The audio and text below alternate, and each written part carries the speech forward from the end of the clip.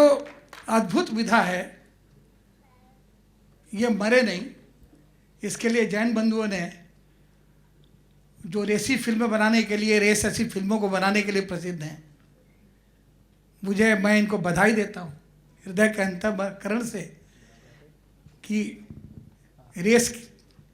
जो रेस चल रही है प्रतिस्पर्धा की, उसमें भले रेस बनाएं लेकिन थोड़ी नैसर्गिकता, थोड़ी भगवान के प्रति भक्ति और षष्ठी पूर्ति पर हमारे अग्रज के लीला पुरुषोत्तम कृष्ण की आराधना का भजन लेकर के आए हैं, क्योंकि कृष्ण अद्भुत थे, सगुण निगुण दोनों तरह के उनके भक्त थे। एक और राधा और एक और मीरा।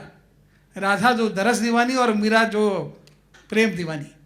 उसे कृष्ण के सगुण रूप की आवश्यकता नहीं थी।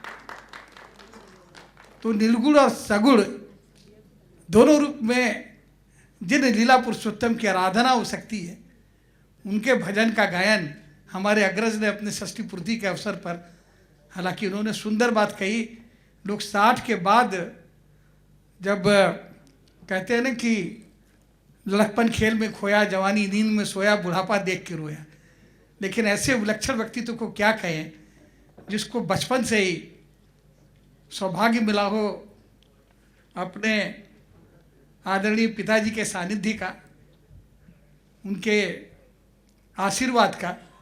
तो न बचपन में खेले, न जवानी में सोए, इसलिए बुढ़ापा देख के कभी नहीं रोए।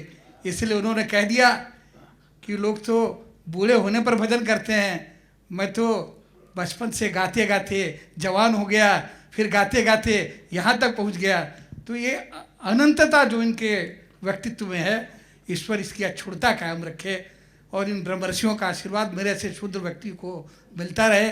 और आज के कार्यक्रम में मेरे अग्रज ने मुझे आमंत्रित किया, मुझे यहाँ बैठने का, आदर देने का सौभाग्य दिया, और जैन बंधुओं का भी मैं हृदय से आभारी हूँ। और निशा जी भी यहाँ बैठी हुई हैं। निशा जी का नाम चाहे जो हो, लेकिन वो जिंदगी की हकीकत है। कुछ रीत जगत की ऐसी है, हर एक सुबह की शाम हुई। तू कौन है, तेरा नाम है क्या, सीता भी यहाँ बदनाम हुई। तो निशा का जो निमंत्रण मिला यहाँ, इसके लिए मैं इस निशा निमंत्रण के लिए भी निशा जी का आभारी हूँ, आप सब लोगों का आभारी हूँ, इस प्रेम के लिए आभारी हूँ। जय श्री कृष्ण। ये बोलना मेरी मजबूरी है क्योंकि मेरी पत्नी गुजरात की है और वहाँ अभिवादन का माध्यम भी जय श्री कृष्ण ही है। सो जय कृष्ण, जय श्री कृष्ण जी। आज मैं इस अवसर पर एक घोषणा करना चाहता हूँ। पूजनीय हरिप्रसाद जी हमारे उत्तर प्रदेश के ललाट के तिलक हैं। उत्तर प्रदेश सरकार ने अभी तक कोई शास्त्रीय संगीत की विधा के उन्नयन के लिए, विकास के लिए कुछ नहीं किया है जितना करना चाहिए। और मेरा मानना है कि जिस प्रदेश की संस्कृति और जिस देश की संस्कृति मर जाती है, उस देश का समाज भी मृतप्राय हो जाता है। इसलिए अगर उत्तर प्रदेश में कोई पंजीकृत संस्था पंडित जी के नेतृत्व में हमारे अग्रज बना लें, तो मैं अपने MP लट के फंड से सार्वजनिक घोषणा करता हूं कि 50 लाख की राशि दे दूंगा। वाह, जोरदार तालियां हो जाएं इस बात पे। वाह, बहुत खूब अमर सिंह साहब। जाइए। अप्रतिम, अविस्मरणीय, अद्भुत, जहाँ पर पंडित हरिप्रसाद चौरसिया, भाई अनूप जलोटा जी का समन्वय हो और भजन की सरता कलकल छलछल ऐसे प्रवाहित हो रही हो, वहाँ पर जो स्वर्गिक अनिवर्चनीय सुख की प्राप्ति होती है, उसकी कल्पना नहीं कर सकते।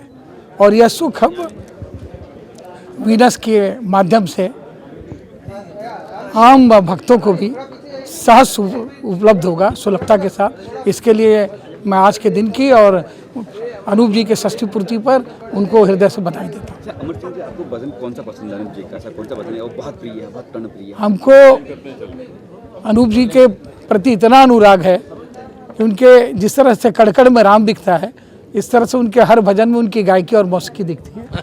उनका हर भजन मुझे पसंद है। मैं उनके किसी भजन को उन्हीं के किसी भजन से हल्का नहीं मानूंगा। और मैं ये स्पष्ट करना चाहता हूँ, अनूप जी का प्रतिद्वंदी कोई नहीं है, अपने प्रतिद्वंदी वो स्वयं है। अच्छा अमर जी मेरा भोजन लेके चल अमर जी मेरा हाँ चलिए बस हो गया अमर जी मेरा For more entertainment, log on and subscribe to www.youtube.com/VenusDevotional.